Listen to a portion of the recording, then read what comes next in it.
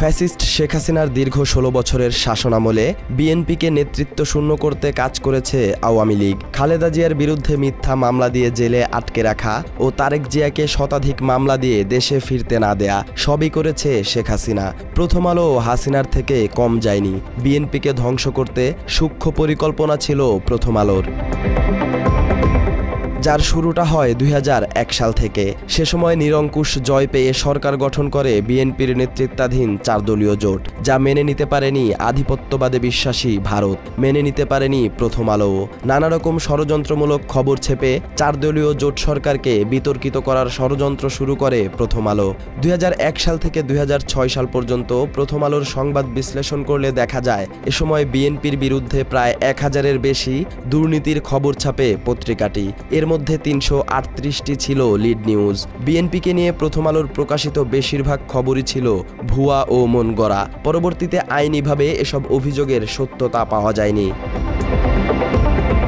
বিএনপির চরিত্র হরণে বিশেষ সম্পাদকীয় নীতি অনুসরণ করে প্রথম আলো। ২০০৫ সালের ৪ এপ্রিল বিএনপিকে নিয়ে একটি দুর্নীতির খবর ছাপে প্রথম আলো। খবরের হেডলাইন করা হয়, পদে পদে দুর্নীতি, ফাইবার কেবল স্থাপন অনিশ্চিত, দোষী ব্যক্তিদের রক্ষা করতে পুনর্দরপত্র। প্রতিবেদনে দাবি করা হয় দুর্নীতির কারণে ফাইবার কেবল স্থাপন সম্ভব হচ্ছে না, কিন্তু এ ব্যাপারে দুর্নীতি দমন কমিশনের তদন্তে দেখা যায় কোনো দুর্নীতি হয়নি, বরং দেশের স্বার্থ রক্ষার জন্য পুনর্দরপত্র ডাকা হয়েছিল। এই ভুল খবর প্রচারের জন্য কখনো দুঃখ প্রকাশ করেনি প্রথম আলো।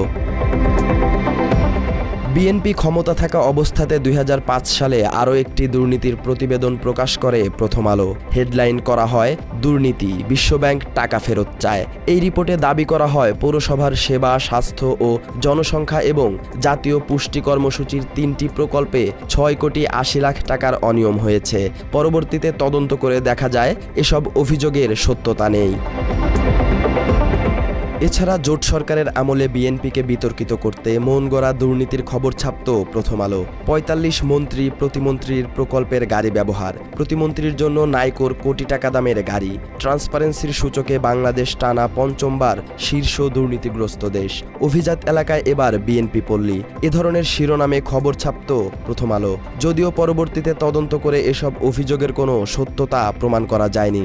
সত্যতা না থাকলেও প্রথম আলো বিএনপিকে দুর্নীতিবাজ সরকার হিসেবে প্রতিষ্ঠা করতে চেয়েছে।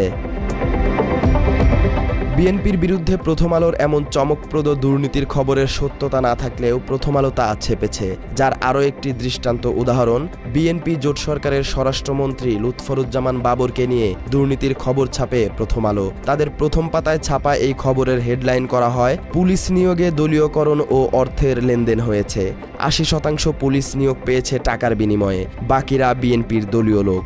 ম্যাডাম তারেকের কথা বেশি শুনতেন। লুৎফরুজ্জামান বাবরের বরাত দিয়ে এ ধরনের একটি সংবাদ প্রকাশ করে প্রথম আলো।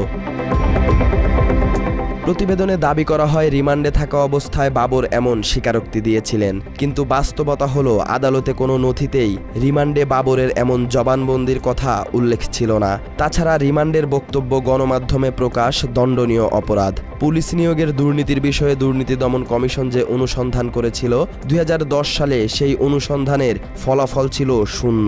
আওয়ামী লীগ আমলে এই দুর্নীতির হদিশ মেলেনি। তবে প্রথম আলো ঠিকই বাবরের দুর্নীতির খবর সদর্পে প্রকাশ করে। মাত্র ৩০% টাকায় জমির মালিক হয়ে নতুন বাংলাদেশের গড়ে তোলার স্বপ্ন দেখা বাংলা বসতি।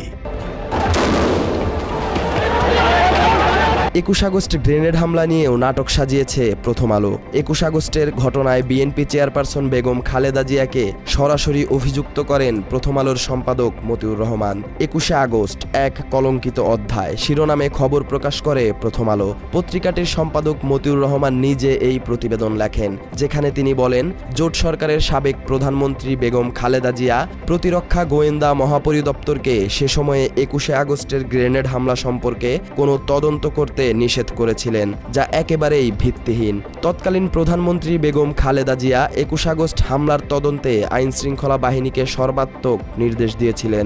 এ বিষয়ে আওয়ামী লীগের পক্ষে মন্তব্য করেন মতিউর রহমান। বিএনপি সরকার বেগম খালেদা জিয়ার নেতৃত্বে তার এই ঘটনার কোনো তদন্ত করতে দেয়নি, বিচার তো দূরের কথা, বরং তারা এই ঘটনাকে উল্টো মুখে চালিয়ে এর সব দায় আওয়ামী লীগের উপরে দেওয়ার চেষ্টা করেছে। শুধু আওয়ামী লীগ না, একই সঙ্গে আমাদের প্রতিবেশী ভারতকে জড়ানোর চেষ্টা করা হয়েছে। এছাড়া 21 আগস্ট নিয়ে প্রথম আলো ধারাবাহিক খবর প্রকাশ করেছে, বিএনপিকে দায় নিতেই হবে। 21 আগস্টের দায় বিএনপি কিভাবে এড়াবে, এ ধরনের হেডলাইন দিয়ে ধারাবাহিক নিউজ করে প্রথম আলো। এই মামলার রায় ঘোষণার পর প্রথম আলো ইতিহাসের দায়মোচনের রায় শিরোনামে নিউজ করে। এই খবরে গ্রেনেড হামলার মামলায় লুৎফরুজ্জামান বাবর, আব্দুস সালাম পিন্টুকে ফাঁসি এবং তারেক রহমানকে যাবজ্জীবন কারাদণ্ড দেয় শেখ হাসিনাকে ধন্যবাদ দেয় প্রথম আলো। এছাড়া বিএনপিকে জঙ্গি সংগঠন হিসেবেও আখ্যায়িত করেছে প্রথম আলো। 10 ট্রাক অস্ত্র উদ্ধারের ঘটনায় প্রথম আলো জঙ্গিবাদ আবিষ্কার করেছিল। এ জঙ্গিবাদের ঘটনা নিয়ে বিভিন্নভাবে নানা রকম নাটক সাজানোর চেষ্টা করেছিল প্রথম আলো গোষ্ঠী, যার অংশ হিসেবে 2007 সালের 30 জানুয়ারি প্রতিবেদন প্রকাশ করে প্রথম আলো। যে প্রতিবেদনের মধ্যে বিএনপিকে আনুষ্ঠানিকভাবে জঙ্গি সংগঠন হিসেবে ঘোষণা করে পত্রিকাটি। এ প্রতিবেদনের শিরোনাম ছিল জঙ্গিবাদের মদতদাতা বিএনপির 8 মন্ত্রী সাংসদ। এদিকে খালেদা জিয়া ও তারেক রহমান সহ বিএনপিকে নিয়ে বিভিন্ন সময় ব্যঙ্গাত্মক কার্টুন প্রকাশ করেছে প্রথম আলো। পাশাপাশি খালেদা জিয়ার নির্দেশেই গ্যাটকোকে অবৈধভাবে কাজ দেয়া হয়, ওয়ার্ল্ড টেল ও ওয়ারিদের ঘুষের বিষয়টি জানতেন খালেদা জিয়া। দ্বিতীয় মেয়াদে খালেদা জিয়া বেপরোয়া হয়ে ওঠে শিরোনামে বিভিন্ন সংবাদ প্রকাশ করে খালেদা জিয়াকে ছোট করেছে প্রথম আলো। বিএনপিকে জঙ্গি তকমা দেয়া, সন্ত্রাসী দুর্নীতিবাজ দল হিসেবে প্রতিষ্ঠার চেষ্টা এবং সর্বোপরি বিএনপিকে ধ্বংস করার পরিকল্পনা ছিল প্রথম আলোর। আর সেই প্রথম আলোতে গিয়েই মাথা ঠুকছেন বিএনপি নেতারা। বিএনপির অনেক সিনিয়র নেতা প্রথম আলোর প্রশংসা করেছেন। সাম্প্রতিক সময়ে প্রথম আলোর সম্পাদক মতিউর রহমানের সঙ্গে দেখা করতে যান বিএনপির যুগ্ম মহাসচিব শহীদউদ্দিন চৌধুরী অ্যানি। হাসিনার আমলে ইসলাম বিদ্বেষী ও ভারতপ্রেমী প্রথম আলো জঙ্গি নাটক সাজিয়ে নিরীহ মানুষকে নির্মম শাস্তি দিয়েছে। 5 আগস্টের পর এর প্রতিবাদ জানাতে প্রথম আলোর অফিসের সামনে শান্তিপূর্ণ কর্মসূচি দেয় সাধারণ মানুষ। সাধারণ মানুষের এই কর্মসূচিকে প্রথম আলোর উপর আক্রমণ বলে আখ্যায়িত করেন বিএনপি মহাসচিব মির্জা ফখরুল ইসলাম আলমগীর। প্রথম আলো, ডেইলি স্টার সহ অন্যান্য সমস্ত পত্রিকার উপর আক্রমণ শুরু হয়েছে। আমি তীব্রভাবে নিন্দা জানাচ্ছি। প্রথম আলোর পাশে শুধু ঢাল হয়ে দাঁড়ানোই না, পত্রিকাটির ভূয়সী প্রশংসা করেছেন মির্জা ফখরুল। তিনি প্রথম আলোকে সৎ, সাহসী ও বস্তুনিষ্ঠ সাংবাদিকতার জন্য ধন্যবাদও দিয়েছেন। এছাড়া তিনি প্রথম আলোকে সত্যের প্রতীক হিসেবে সবার জন্য অনুকরণীয় বলেও ব্যাখ্যা দেন। এবং নির্বিধায় আমরা বলতে পারি যে প্রথম আলো জাতির সামনে একটা প্রতীক হিসেবে দাঁড়িয়েছে, সত্য কথা বলবার, সাহসী কথা বলবার। মির্জা ফখরুল বলেছেন, জাতির সামনে সত্য তুলে ধরার প্রতীক হিসেবে কাজ করছে প্রথম আলো। শুধু মির্জা ফখরুল না, বিএনপির অনেক সিনিয়র নেতাই প্রথম আলোকে সত্যের প্রতীক হিসেবে মনে করেন। তাহলে তারা কি মেনে নিয়েছে খালেদা জিয়া ও তারেক রহমানের বিরুদ্ধে যেসব দুর্নীতির খবর প্রথম আলো ছেপেছে তা সব সত্যি? তারা কি মেনে নিয়েছে 21 আগস্ট গ্রেনেড হামলার তদন্ত করতে দেয়নি খালেদা জিয়া? তারা কি এটাও মেনে নিয়েছে বিএনপি একটি জঙ্গি সংগঠন? সালাউদ্দিন সাজু, বাংলা এডিশন।